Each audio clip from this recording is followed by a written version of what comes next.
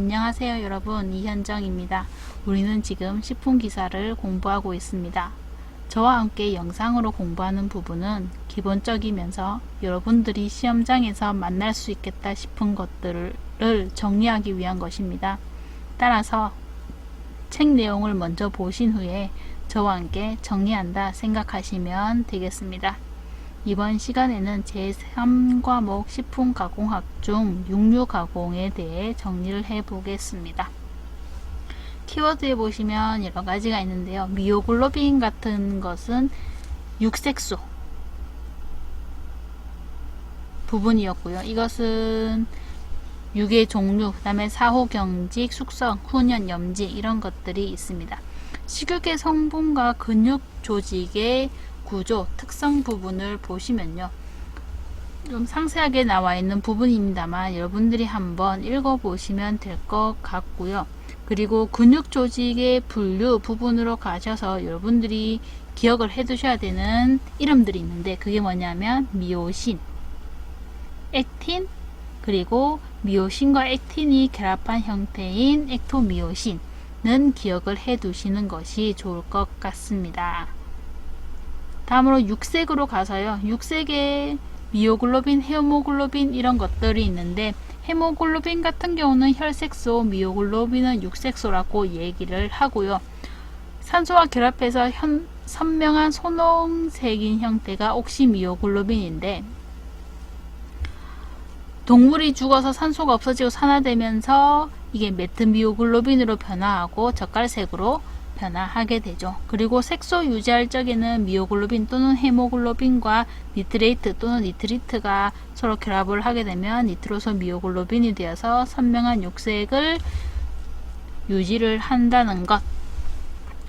그리고 니트로소 미오글로빈과 니트로소 헤모글로빈 같은 경우는 혼연 또는 가열하면 매우 안전한 형태가 되어서 분홍색을 유지할 수 있다는 것. 이것은 육색에 관련된 내용입니다. 여러분들이 이상육에 대해서는 기억을 해 두시는 것이 좋을 것 같은데요. PSE6과 그 다음에 DFD6이라고 하는 것이 있습니다. PSE6 같은 경우는요. 창백하고 또 연하고 그 다음에 다량의 육즙이 삼출되어 있는 고기를 말하는데요. 돼지고기에서 많이 생산이 됩니다. 도살 전에 스트레스로 인해서 돼지의 체온이 높아지고 그리고 그 높은 온도로 인해서 도살 후에 해당 작용이 빨라지고 해당 작용은 우리가 생화학 파트에서 공부를 하는 내용입니다. 그리고 사후 pH 저하가 정상육보다 더 급격하게 나타나고 이것 때문에 단백질이 변성되는데 그로 인한 보수력 저하로 인해서 육즙이 밖으로 나오게 되는 것이죠. 이것을 PSE6이라고 얘기를 합니다. 그러면 DFD6 같은 경우는 무엇이냐면 암작색육이라고도 하거든요. 지나치게 검고 단단하고 건조한 고기를 얘기를 합니다. 쇠고기에서 많이 발생을 하는데요. 도살 전에 피로, 운동, 절식, 흥분 같은 스트레스가 원인이 되고요. 역시 높은 pH6이 됩니다. 그래서 도살 전에 스트레스로 인해서 근육 내 탄수화물 형태가 글리코겐인데 이것이 고갈리되었고 그로 인해서 젖산 생성이 적어서 pH가 높게 유지가 되고 이것은 미생물의 최적 pH에 가깝게 되는 거죠. 그래서 미생물이 자랄 수 있는 환경이 되고 염지를 할 때도 소금, 확산, 침투가 느려져서 염지육 제품에서 소금의 함량이 낮아서 부패하기도 쉬운 고기가 되는 게 이 DFD6입니다. 그래서 그 설명으로 틀린 것은 이라고 했을 때 여러분들이 찾을 수 있게 공부를 하시면 되지 않을까 생각을 합니다. 다음으로 사후경직 부분인데요. 도살을 하게 되면 식욕이 사후 변화가 일어나게 되는데 도살하게 되면 해당 작용이 먼저 일어나고요. 그 후에 사후경직, 해경, 자가소화로 가서 세균증식, 부패 과정으로 넘어가게 됩니다. 그래서 여러분은 이 중에서 특히 사후경직에 대해서는 한번 알아두시는 것이 좋고요. 식욕의 변화, 어떤 순서로요? 사후경직, 자가소화, 그리고 부패 순으로 일어난다는 것도 짚고 넘어가겠습니다. 사후경직은 다른 말로 사후강직이라고도 얘기를 하는데요. 도살 직후의 고기는 부드럽고 탄성이 크고 보수력이 좋은데 이것이 시간이 지나면 근육이 굳어져서 수축, 경화되는 현상입니다. 이 시기에 고기는 질겨서 가열 조리를 해도 식용으로는 부적합하다고 이야기를 하죠. 사후경직이 일어나는 과정은 이렇게 되는데요. 도살 후에 시간이 경과함에 따라서 호흡이 정지가 되고요.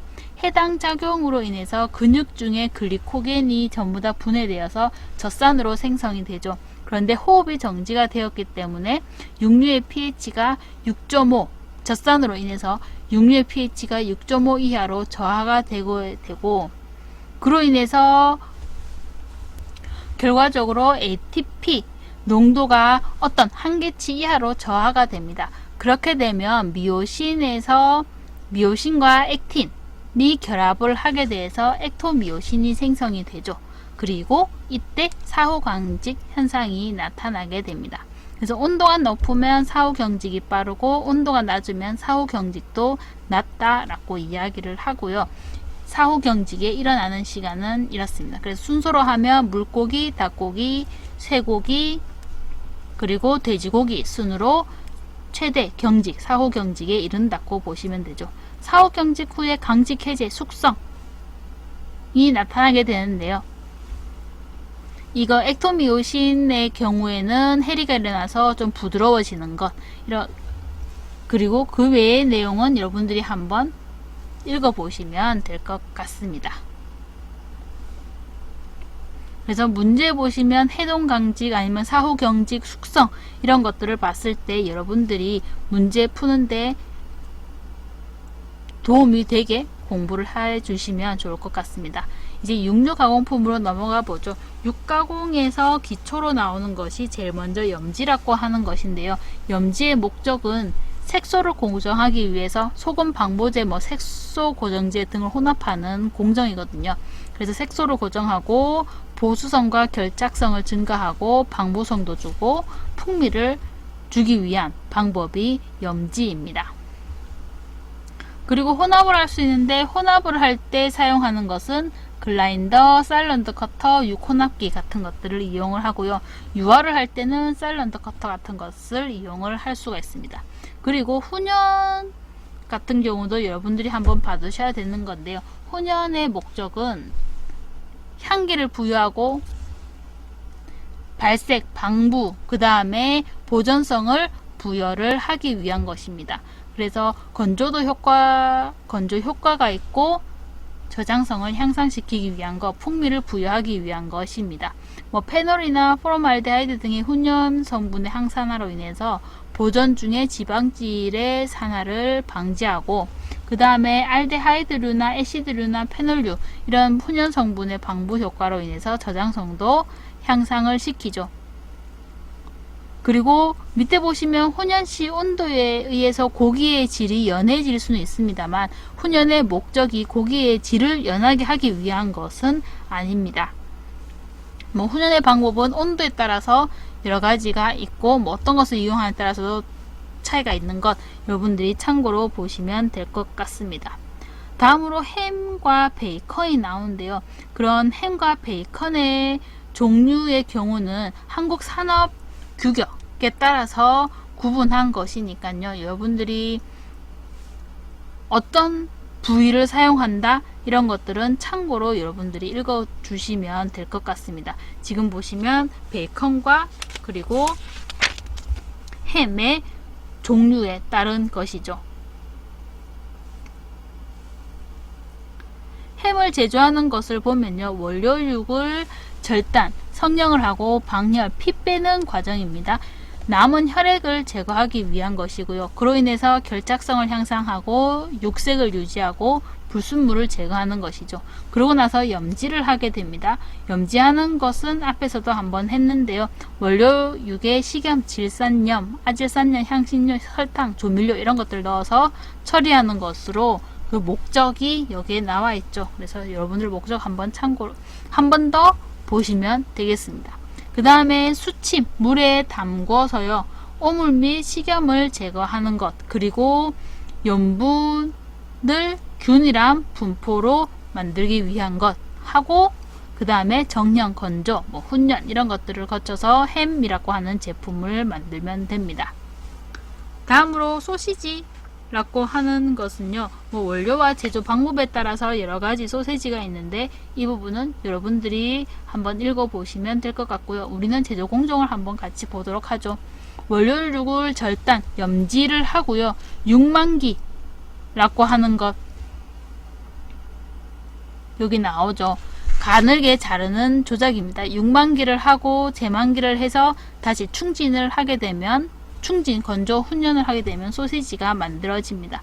그래서 만육은 글라인딩 또는 차핑 이렇게 얘기를 합니다. 목적은 원료육을 종류, 부위에 관계없이 충분하게 배합, 용이하게 하기 위한 방법이라고 보시면 되고요.